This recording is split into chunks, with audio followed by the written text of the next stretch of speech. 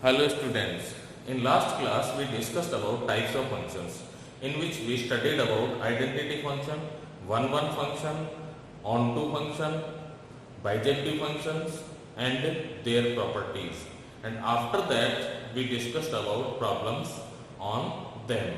Now we continue this topic with next point, composition of functions. तो देखिए composition function of function क्या होता है. Let f is a function defined from set a to b and g is function defined from b to c. As x belongs to a, y belongs to b and z belongs to c, then this function f is defined as y equal to fx and g is defined as g of y equal to z. तो देखिए इसमें हम एक example लेते हैं कि ये एक सेट है, ये चिल्ड्रन का है, दूसरा सेट बी है वो उनके फादर्स का है, और तीसरा जो सेट है वो इनके भी फादर्स का है, फादर्स ऑफ दीज, ये इनके फादर्स है. सो इन दिस वे सपोज करो इसके elements A B C D, ये चार बच्चे हैं, पी क्यू आर एस इनके फादर है, जैसे ए का फादर पी है, बी का क्यू है, सी का आर है और डी का एस है. नाउ नेक्स्ट है एल एम एन पी, ये इनके फादर है, means father of P is L, father of Q is M and father of R is N and father of S is P. तो देखिए आपके पास में दो फंक्शन इस तरह से डिफाइंड है कि f is function of x, y such that y is father of x, while g is function as having elements y, z in which z is father of y. ठीक है, तो इन दोनों के फंक्शन पे basis पे हमारे पास एक नया फंक्शन डिफाइन हो जाएगा. वो कैसे देखिए, यहां f a equal to p है, gp इक्वल टू l है. जब हम इस p की वैल्यू यहां पुट करते हैं then it will be g of f a equal to l, और इसका दूसरा सिंबल होगा gov a equal to l. Similarly g of f b, f b यहां पर है q, तो g of q equal to आपके पास हो जाएगा g of q equal to आपके पास होगा m. इसी तरह से g of f c, F C की वैल्यू आपके पास है आर, जी ऑफ आर आपके पास होगा N, and similarly F D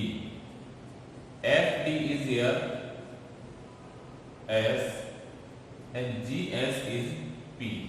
so in this way we got a function gof having elements L M N P. Sorry, it can be written as gov equal to al bn cn dp. So on the basis of these two functions एक नया function हमने a से c में define कर दिया, और ये किस तरह से डिफाइन हुआ,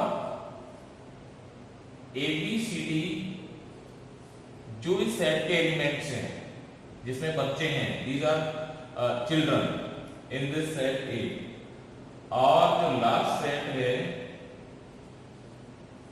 वो सेट B के जो लोग हैं उनके फादर हैं. लेकिन जब इन दोनों में A से L का रिलेशन हो गया, B से M पर फंक्शन डिफाइन हो गया, तो ये जो फंक्शन डिफाइन हुआ मतलब इनका जो रिलेशन है, ये जो फंक्शन बन रहा है उस फंक्शन का नाम है gof. So this is called composite function. और ये कंपोजिट फंक्शन किस तरह से डिफाइन हुआ? x related to z in which z is grandfather of x, grandfather of x। तो इस तरह से हमारे पास में दो फंक्शन थे। एक फंक्शन था f a से b में, जिसमें आपने देखा कि y is element of set b is father of element of set a, means ये बच्चों का सेट है, ये इनके फादर्स का सेट है, तो इसके एलिमेंट इनके फादर हैं। ऐसे ही इसके एलिमेंट इसके फादर है, तो ये इनमें रिलेशन था, मींस ये फंक्शन हमारे पास थे। इन दोनों फंक्शन के बेसिस पे एक फंक्शन हमारे पास डिफाइंड हो गया गॉफ। कैसा है वो? कि z is grandfather of x। This new function is called composite function which is defined on the basis of these two functions. Now we will discuss about basic requirement to define composition of two functions. कहने का मतलब दो function का composite function निकालने के लिए क्या कोई रिक्वायरमेंट भी है या ये कभी भी डिफाइन किया जा सकता है? तो देखिए हमारे पास में एक फंक्शन है f जो a से b में डिफाइंड है। a के एलिमेंट्स है a b c d, b के एलिमेंट्स है m l m n p, और यहां ये फंक्शन f डिफाइन हो रहा है। This is function f।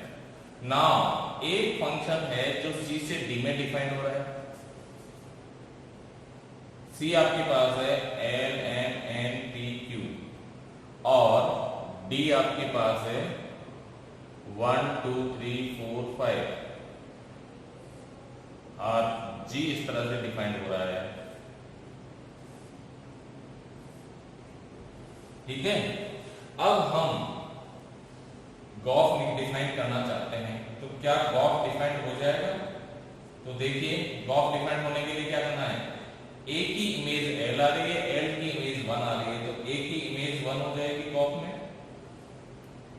दूसरा b की इमेज m और m की 2 आ रही है, तो b की इमेज 2 आ जाएगी। c की n और n की 3 आ रही है, तो यहाँ n की इमेज 3 आ जाएगी। और d की p और p की 4 आ रही है, तो d की इमेज 4 आ जाएगी। और आपने देखा कि एक फंक्शन ये a से c में डिफाइन हो गया। a b c d इसके एलिमेंट है, एक भी एलिमेंट फ्री नहीं रहा आपने देखा, और किसी भी एक एलिमेंट की एक से ज्यादा इमेज नहीं है। So a b c are related like this and in this way we defined a function gauss। ठीक है, अगर मान लो इसी में हम केस ये लेते हैं कि अगर सेट के element a b c d हैं, a के सेट b के एलिमेंट्स हमारे पास l m n p है। सपोज करो एक s b होता और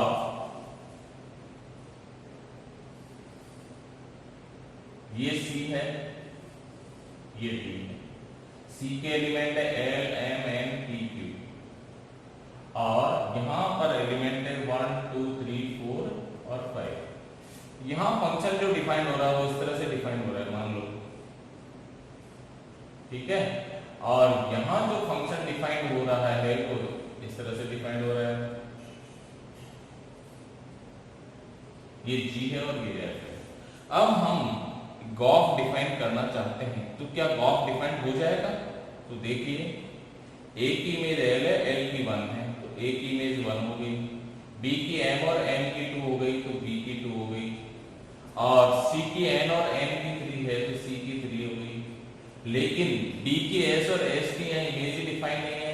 इट मींस फिर अगर आप देखते हैं तो सेट a में एलिमेंट है a b c d, set d में एलिमेंट है 1 2 3 4 5, a की इमेज 1 आ गई, b की 2 आ गई, c की 3 आ गई, लेकिन ये एक एलिमेंट फ्री रह गया, मींस गॉफ डिफाइंड नहीं हो सकता।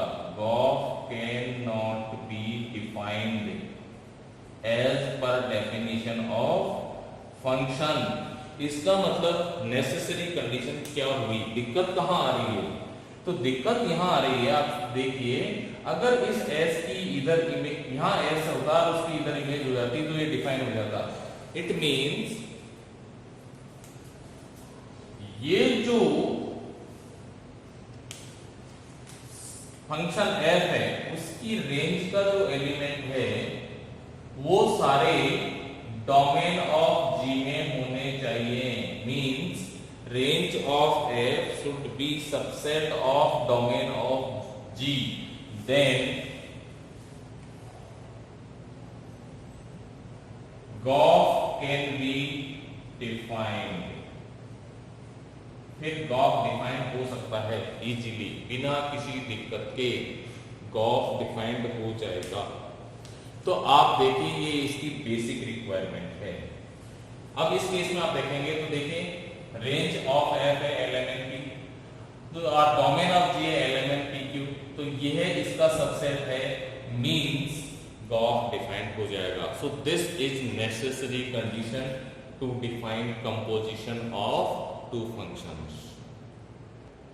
अब इस पर एक एग्जांपल लेते हैं हम। देखिए हमारे पास एक फंक्शन है fx जो R से R में डिफाइंड है, means set of real number to set of real number, it is 2x plus 3। Another function g defined from real number to real number, it is as x square plus 2। अब हमें कह रहा है कि आप Gauff find करें इसका, तो देखिए गॉफ कैसे फाइंड करें। g of fx, आप जानते हैं कि इसको हम लिखते हैं g of fx। अब हम g में जो हमारे पास है gx equal to X square plus 2, तो आप देखिए यहाँ x है तो यहाँ भी x है। अगर हम यहाँ fx रख दें, it is replaced by fx, then this will also replaced by fx, then you will get fx square plus 2, so it becomes fx is replaced by 2x plus 3, then it is this, so it can be written as 4x square plus 12x plus 11, so this is gauge। and for भी इसी तरह से defined होगा f of gx। तो अब आप देखिए f of gx आप निकालना चाहते हैं तो fx आपके पास क्या है, fx आपके पास है 2x plus 3। अगर हम इसको gx से रिप्लेस करते हैं तो इसको भी gx से रिप्लेस करते हैं, तो आपको रिजल्ट मिलेगा 2gx plus 3। और अब gx की वैल्यू डाल दें, gx की वैल्यू है x square plus 2, so result you have 2x square plus 7। तो इस तरह से आप गॉफ और फोग डिफाइन कर सकते हैं। अब देखिए नेक्स्ट एग्जांपल लेते हैं। हमारे पास में पहला फंक्शन है f x equal to X square plus 3, ये r से r में डिफाइंड है। और जो दूसरा फंक्शन है वो हमारे पास है g जो इंटीजर टू इंटीजर में डिफाइंड है। अब आपसे पूछा गया है कि गॉफ और फोग निकालो अगर संभव है, if it is possible then find. तो देखिए पहले हम गॉफ के बारे में बात करते हैं। गॉफ x तो इज डिफाइंड कब, when range of f is subset of domain of G। अब आप देखिए इसकी रेंज क्या है, तो इसकी रेंज आप देख रहे होंगे कि x square is always greater than 0, then x square plus 3 is always greater than 3, means इसकी जो रेंज आएगी वो आएगी 3 टू इंफिनिटी।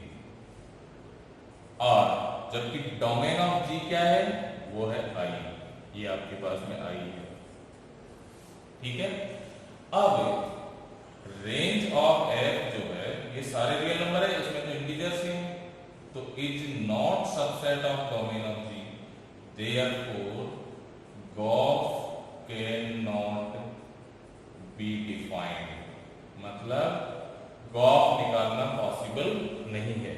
लेकिन आपसे एग्जाम में ये भी पूछा जाएगा कि जस्टिफाई, तो आपको रीजन भी बताना है आपको कि वो क्यों नहीं है, तो आपको ये सब आना चाहिए कि ये क्यों नहीं डिफाइंड है। So I think it is clear. अब इसका नेक्स्ट पार्ट आता है अपने पास में कि क्या फोग के बारे में हम कह सकते हैं, फोग के बारे में हम क्या कह सकते हैं। तो इसके लिए क्या होना चाहिए, हमें रेंज ऑफ जी निकालनी होगी। अब रेंज ऑफ जी क्या होगी, आप देखिए जब हम इसमें इंटीजर पुट करेंगे तो इसमें भी कुछ इंटीग्रल वैल्यूज ही आएंगी, इंटीग्रल वैल्यूज, सारे इंटीजर तो नहीं आएंगे बट इंटीग्रल वैल्यूज आएंगी। और डोमेन ऑफ एफ क्या है, ये है हमारे पास में set of real numbers, set of real numbers है। और आप देख रहे हैं कि range of G is subset of domain of F हो गया। Yes it is true. इसका मतलब है कि फॉग इज पॉसिबल, मतलब फॉग हम डिफाइन कर सकते हैं। अब हम इसकी वैल्यू निकालें, तो वैल्यू निकालते हैं, कैसे निकालोगे, f of G X you can write f of G X, ठीक है। और यहां f में आप x की जगह जी एक्स रख रहे हो, f में आपने देखा कि एफ एक्स इक्वल टू क्या है, एक्स स्क्वायर प्लस 3 है। अगर यहां जी एक्स हम रखें तो यहां भी हमें जी एक्स रखना है, तो रिजल्ट आपको क्या मिलेगा,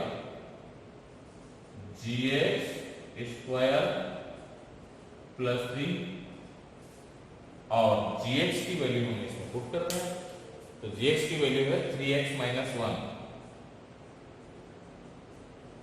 plus 3, so it is 9x square minus 6x plus 4. So this is required function. देखिए नेक्स्ट क्वेश्चन है हमारे पास, f defined from r minus 2 to r minus 1, fx is this, g defined from r to r, x minus 5, then find prof x. अब आप देखिए इस function की range क्या है, रेंज होगी r माइनस 1। आप जानते हो रेंज कैसे निकालते हैं, एक बार देख लो, इसको y हम सपोज कर लेते हैं और यह आ जाएगा y x minus 2y equal to x plus 3, और इसमें हम जब मैनिपुलेशन करेंगे तो आपको मिलेगा x equal to 2y plus 3 upon y minus 1। तो ये कब डिफाइन नहीं होगा, जब y 1 नहीं होगा, means y should belongs to r minus 1। तो कहने का मतलब क्या हो गया, ये रेंज हो गई, ठीक है। और रेंज ऑफ एफ आपके पास हो गई r माइनस 1,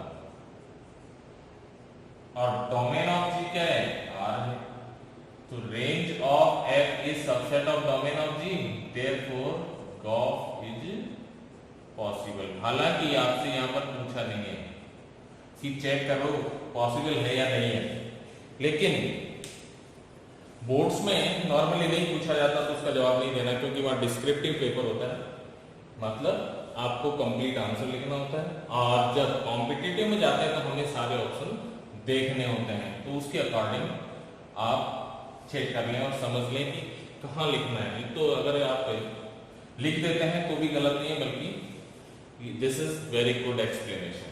अब आता है गॉफ, जब पॉसिबल है तो इसको कैलकुलेट करें, तो गॉफ एक्स इक्वल्स टू क्या आएगा, ये g में हमें एफ एक्स रखना है, g क्या है हमारे पास, देखिए g है x माइनस 5, यहां हम एफ एक्स रख दें तो यहां भी एफ एक्स हो जाएगा, और ये वाली चीज हमें क्या मिल जाएगी, ये, so in this way you will get F X minus 5, और इसका वैल्यू हो गया आपके पास x plus 3 upon x minus 2 minus 5। Now it is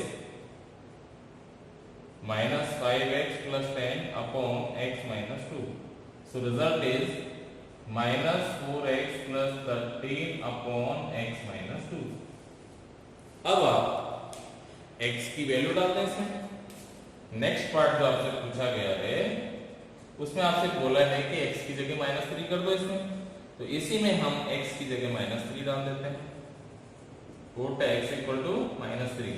तो आपको रिजल्ट क्या मिलेगा? Result you will have g of f -3 equal to x की जगह -3 डाल दें plus 13 divided by -3 -2, so it is 12 plus 13 upon -5, so result is -5. So in this way you got result of these two, GOF x and GOF -3, and this clears all the concepts relevant to definition of composition of functions. देखिए next example में आपको कह रहा है question f defined from R to R, fx equal to this, g defined from n to n, gx equal to this. अब आपसे पूछा है कि फॉग निकालिए, तो देखिए सबसे पहले आप फॉग कैलकुलेट करेंगे, तो फॉग में g की रेंज चाहिए आपको, तो g की रेंज जो आ रही है set of natural values, not all naturals, कहने का मतलब आप यहां पर नेचुरल नंबर पुट करेंगे, आपको नेचुरल नंबर ही रेंज में मिलेंगे, लेकिन वो सारे नेचुरल नंबर नहीं होंगे, means you will gate natural number.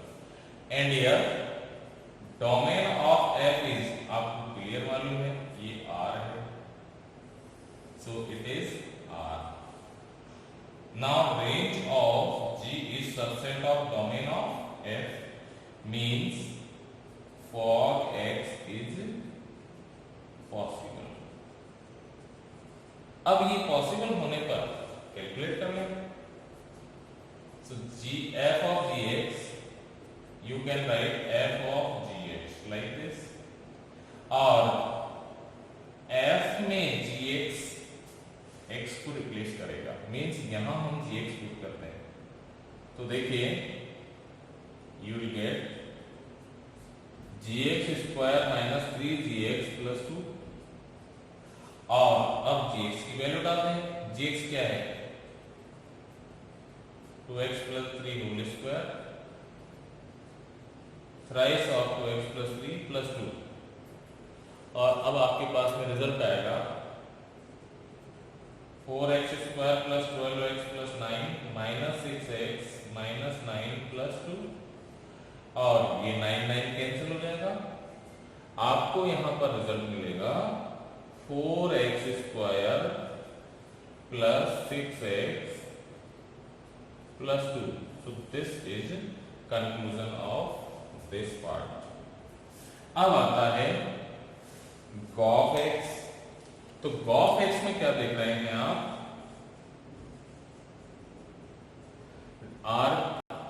f की रेंज क्या आ रही है, रेंज आपको इसमें रियल वैल्यूज मिल रही है, रियल वैल्यूज, नॉट ऑल, और you can see not R, means ये R का सबसेट है, ठीक है। और यहां पर इसका जो डोमेन है वो है सेट ऑफ नेचुरल नंबर्स, तो आप देखते हैं कि रेंज ऑफ f मीन्स जो रियल नंबर्स है वो n का सबसेट नहीं हो सकता, n का सबसेट नहीं हो सकता, therefore GOF can not be defined.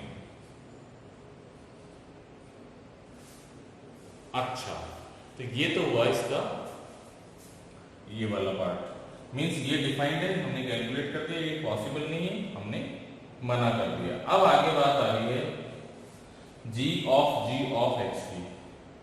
ना जो rest part of the question है वो ये कह रहा है कि आपको निकालना है g of x, तो पहले हम ये वाला पार्ट कैलकुलेट कर लें, g of gx, तो g of gx को मैं यहां लिखता हूं g of gx, you will write क्या यहां gx रख दें, So you will get 2gx plus 3 और अब gx की वैल्यू डाल दें.